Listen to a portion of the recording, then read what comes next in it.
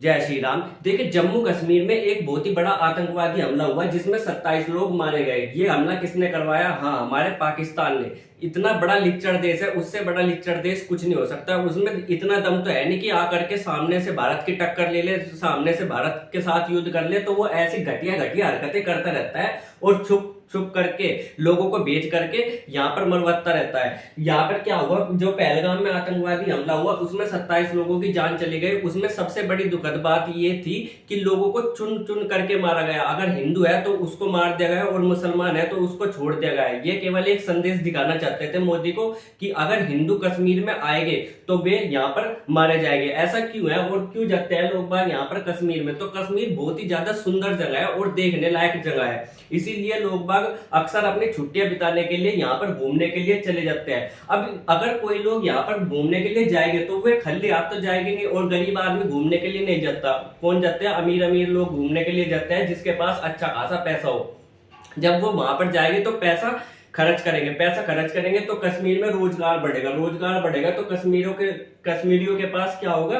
पैसा आएगा। इसी चीज को यहाँ पर जो आतंकवादी है ये नहीं चाहते कि कश्मीरी लोगों के पास पैसा आए, क्योंकि अगर कश्मीरी लोगों के पास पैसा आ गया तो वो अपने काम धंधे में ध्यान लगाएंगे और वो क्या बोलेंगे कि हाँ, अपने बच्चों को पढ़ाओ, उनका फ्यूचर सिक्योर करो। पर पाकिस्तान चाहता है कि कश्मीरी लोगों के पास पैसा ना आए। क्यों? क्योंकि देखो, अगर लोगों के पास पैसा आएगा तो वो पढ़ाई लिखाई में खर्च करेंगे, और अगर पैसा नहीं होगा तो वो अपने बच्चों को पढ़ा लिखा नहीं पाएंगे, और पढ़ा लिखा नहीं पाएंगे तो बड़े होकर के उनको कोई भी गुमराह कर सकता है और कह सकता है कि भारत सरकार तुम्हारे खिलाफ काम करती है तो तुम भारत सरकार के खिलाफ काम करो। और ज्यादातर कश्मीर में यही होता है, क्योंकि वो अच्छे खासे शिक्षा अपने बच्चों को नहीं दे पाते तो आतंकवादी उनको टारगेट करते हैं और अपना निशाना बना करके उन बच्चों से क्या करवाते हैं? पत्थरबाजी करवाते हैं और कहते हैं कि भारत सरकार तुम्हारे खिलाफ है और तुम्हें भारत के खिलाफ जाना चाहिए, कश्मीरियों को पाकिस्तान में जोड़ लेना चाहिए। इसीलिए भारत सरकार की सबसे बड़ी गलती यह है कि भारत सरकार को कश्मीर में बहुत सारे स्कूल खोल देने चाहिए, बड़ी बड़ी यूनिवर्सिटी बनानी चाहिए और वहां पर अच्छे खासे प्रोफेसरों को भेजना चाहिए जो क्या करें, वहां के बच्चों को थोड़ी शिक्षा दे कि ये बाबू जो तुम कर रहे हो ये बिल्कुल गलत है। और सरकार, जो भारत की सरकार है, वो कश्मीरियों का हमेशा से ही भला चलती हुई आई है और चलती रहेगी। और जब यहाँ पर नौकरी करने लगेंगे लोग बाग तो फिर ऐसे आतंकवादी गतिविधियों में लोग बाग शामिल हो गई नहीं, और फिर पाकिस्तान भी क्या कर पाएगा? जैसे ही ये हमला हुआ तब मोदी सरकार एकदम एक्शन में आ गई और पाकिस्तान पर ताबड़तोड़ अटैक करना शुरू कर दिया और ऐसे ऐसे फैसले लेने शुरू कर दिए जिससे पाकिस्तान की कमर टूट जाए। उसमें से एक बड़ा फैसला था, वो है सिंधु जल समझौते को रद्द करना। अब सिंधु जल समझौता क्या था? उसके तहत क्या था, यहाँ पर जो ये है कश्मीर, यहाँ से 6 बड़ी नदियां निकलती है जिसमें से एक बड़ी नदी है वो है सिंधु नदी। अब इस सिंधु नदी की 5 और सहायक नदियां हैं जैसे सतलज, व्यास, झेलम, चिनाब और रावी। अब इसमें से 3 जो बड़ी नदियां थी उसका जल किसके पास जाता था? पाकिस्तान के पास। और जो 3 छोटी नदी थी उनके पास, उसका जल किसके पास रहता था? भारत के पास। अब भारत ने जैसे ही ये समझौता रद्द किया, क्योंकि ये सारी की सारी नदियां भारत से निकल कर जा रही है, तो भारत इनका पानी क्या कर सकता है? रोक सकता है। और भारत ने इनका पानी रोकने का फैसला कर लिया है। पर अब भारत यहाँ का पानी इसलिए नहीं रोक सकता क्योंकि अगर बहुत ज्यादा पानी रुकेगा तो ऐसा तो है नहीं कि नदी रुक जाएगी, नदी तो अपना पीछे से पानी लगती रहेगी। और भारत ने यहाँ पर अगर पानी रोक दिया तो ये सारा का सारा पानी कश्मीर में बढ़ जाएगा और यहाँ पर बाढ़ आने की संभावना बन जाएगी। और भारत अभी इस तरीके से तैयार नहीं है कि भारत पूरा का पूरा पानी रोक दे, पर फ्यूचर में मोदी गवर्नमेंट चाह रही है या मोदी गवर्नमेंट ऐसा कर सकती है कि ये जो नदी है ये पाकिस्तान में जाती है और पाकिस्तान में जाने की बजाय ये नदी यहाँ से हिमाचल प्रदेश, पंजाब, हरियाणा और राजस्थान से होते हुए गुजरात से निकाल करके यहाँ पर समुद्र में डाल दी, जिससे क्या होगा? पंजाब को पानी मिल जाएगा, हरियाणा को पानी मिल जाएगा, राजस्थान को पानी मिल जाएगा और गुजरात को पानी मिल जाएगा, जिससे ये वाला पूरा का पूरा हिस्सा हरियाली से बढ़ जाएगा। और जैसे ही भारत ने पाकिस्तान पर अटैक करना शुरू कर दिया तो पाकिस्तान की भी नींद खुली और वो भी क्या करना चाह रहा है? वो भारत को डराना चाहता है और कह रहा है कि हम शिमला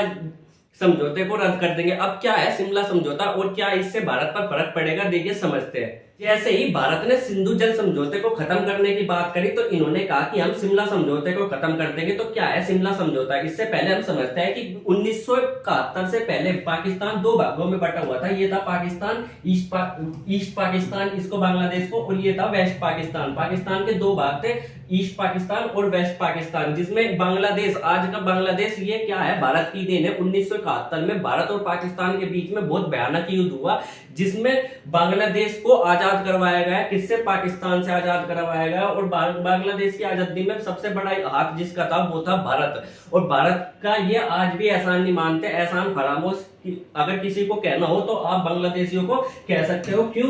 क्योंकि बांग्लादेश को आजाद कराने में किसका हाथ था? भारत का हाथ था। और आज ये क्या पाकिस्तान का साथ देते हैं, जबकि 1971 से पहले इतना बुरा किया था पाकिस्तानियों ने इनके साथ। इनको लतियाया जाता था, इनको मारा जाता था, बिल्कुल भी इनको पॉलिटिक्स में कोई भी दर्जा नहीं दिया जाता था। और ये आज भी पाकिस्तान का गुणगान करते हैं, एहसान फरामोश आदमी। खैर, इसके साथ साथ 1972 में जो पाकिस्तान की सेना थी, इसमें 72,000, कितने, 72,000 सैनिकों ने एक साथ घुटने टेके थे भारत की सेना के सामने, यानी कि 72,000 सैनिक।